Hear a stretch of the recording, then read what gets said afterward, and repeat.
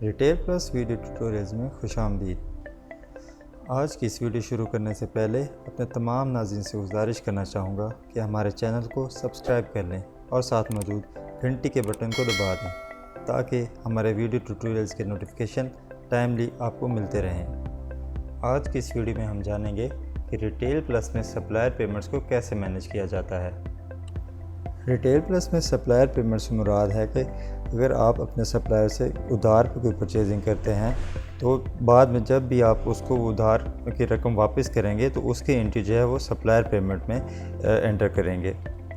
इससे पहले वीडियो में परचेज़ इनवाइस की जो वीडियो थी उसमें मैं बता चुका हूँ कि हम जब इनवाइस एंटर कर रहे होते हैं तो उसमें कैश और क्रेडिट को हम कैसे हैंडल कर रहे होते हैं। कैश का मतलब जब अगर आपने वो जो इनवाइस है वो कैश किया है कि उसके आपने पैसे दिए हुए हैं तो वहाँ पे आप कैश जो है वो सिलेक्ट कर लेंगे। लेकिन अगर वो क्रेडिट पे उधार पे है तो आप वो क्रेडिट करके इनवाइस सेव कर देंगे, तब वो बैलेंस जो होगा वो अमाउंट जो होगी वो आपके सप्लायर के बैलेंस में ऐड हो जाएगी कि आपने उसको इतने पैसे देने हैं। फिर जब वो पैसे देने लगेंगे आप तो उसकी एंट्री सप्लायर पेमेंट में होगी।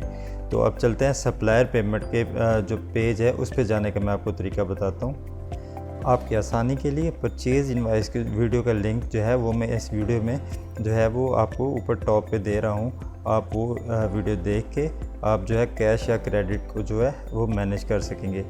तो अब जो है सप्लायर पेमेंट के पेज पे जाने का मैं आपको तरीका बताता हूँ। जिन कस्टमर्स के पास हमारी लेटेस्ट रिलीज़ है तो उनके लिए तो एक आसान तरीका जो हमने मुतारिफ़ कराया है वो ये सप्लायर पेमेंट का जो क्विक मेन्यू में जो है सप्लायर पेमेंट का आइकन है, यहाँ से बहुत आसानी से वो इस फॉर्म पे जा सकते हैं। इसके साथ बाकी भी फॉर्म्स दिए गए हैं।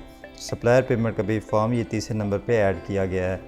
तो बाकी जिनके पास जो हमारे पुराने कस्टमर्स हैं या जिनके पास पुरानी रिलीज़ चल रही हैं तो वो सप्लायर पेमेंट को जो है वो इस्तेमाल करने के लिए ट्रांजैक्शंस के जो ऊपर टॉप पे रो इस पे जाएंगे। उसके बाद ट्रांजैक्शंस के पेज पे जाने के बाद परचेज़ की ड्रॉप डाउन लिस्ट को क्लिक करेंगे। यहाँ पर आपको तीसरे नंबर पे सप्लायर पेमेंट नज़र आ रहा होगा, इस पर क्लिक करेंगे तो सप्लायर पेमेंट का फॉर्म जो है वो ओपन हो जाएगा।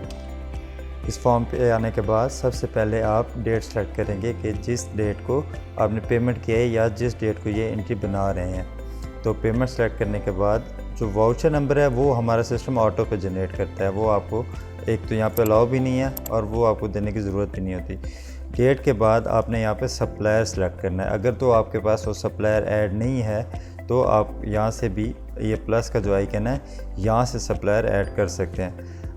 वैसे तो मैक्सिमम जो यहाँ पे आप जिस सप्लायर को पेमेंट करेंगे वो पहले से ऐड होगा क्योंकि आपके पास उसका बैलेंस होना चाहिए जिसको आप पे कर रहे हैं। तो अगर इनकेस नहीं भी है तो आप यहाँ से भी ऐड कर सकते हैं। तो सबसे पहले आप सप्लायर सेलेक्ट करेंगे। फॉर एग्ज़ाम्पल मैं ये मेरा अहमद ट्रेडर है, ये मैंने सप्लायर सेलेक्ट किया। सप्लायर का जो आप टाइप करेंगे उसका नाम तो उस नीचे उसकी लिस्ट आ जाएगी, उस नेम से जितने भी सप्लायर होंगे उनकी लिस्ट आ जाएगी। उस पर आप अपना जो सप्लायर जिसका आप एंट्री डालने लगें उसका जो है नाम सेलेक्ट करके एंटर कर देंगे, या आप माउस से भी ये जो कमांड है ये प्रोसेस कर सकते हैं। सप्लायर नेम के बाद जो है आप नीचे देख रहे होंगे कि उसका बैलेंस जो है वो शो हो जाएगा कि आपने उसको कितनी रकम देनी है।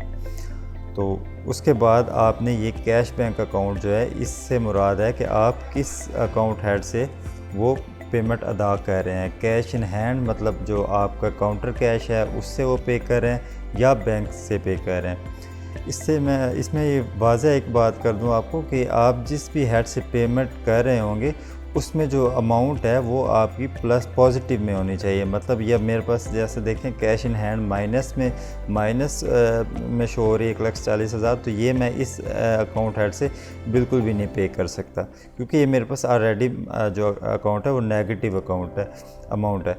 तो इसके लिए मुझे जो है अपना आपको जो है वो मेंटेन करना होगी, सेल्स और परचेज़ जो अपनी प्रॉपर मेंटेन करनी होगी, और ओपनिंग जो कैश है आपका वो लाजमी आपको डालना होगा। तो मेरे पास अभी ये कैश इन हैंड माइनस में, इसलिए मैं ये अकाउंट से जो है वो पे कर रहा हूँ बैंक अकाउंट से। अब बैंक अकाउंट में मेरे पास देखें पॉजिटिव जो है मतलब 69,000 अमाउंट जो है वो शो हो रही है, तो मैं यहाँ से पे कर सकता हूँ। तो ये मेरा अकाउंट बैलेंस शो हो गया। इसके बाद अगर आप कोई मैनुअल रिकॉर्ड आपके पास है, कोई रजिस्टर वगैरह, तो उसका पेज नंबर वगैरह भी एंटर कर सकते हैं। उसके बाद आपने वाउचर अमाउंट लिखने के, आप कितनी अमाउंट उसको पे कर रहे हैं। मेरे बैलेंस आप देख लें कि 15,000 है, फॉर एग्जांपल मैं 15,000 दे रहा हूँ तो मैं 15,000 ही लिख दूँगा, या कम दे रहा हूँ तो जितनी अमाउंट होगी वो लिख देंगे। उसके बाद रिमार्क्स के कॉलम में आप जो भी उससे रिलेटेड कोई डिटेल होगी, कोई भी किसी किस्म की भी आप जो इस एंट्री में ऐड करना चाहें वो लिख देंगे।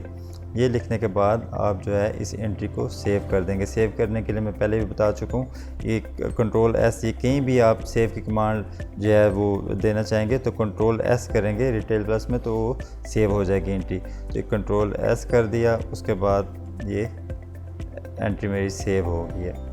अब इस एंट्री को जो है एडिट करने के लिए मैं इस पर डबल क्लिक करूँगा तो ये दोबारा मेरे पास ऊपर सारे कॉलम फिल हो गए हैं। यहाँ पे जो भी आपको चेंजिंग रिक्वायर्ड है वो आप करके दोबारा ये अपडेट के लिए Ctrl+U या अपडेट पे क्लिक कर देंगे, तो आपका जो है वो अकाउंट दोबारा वो आपकी जो चेंजिंग थी वो हो जाएगी।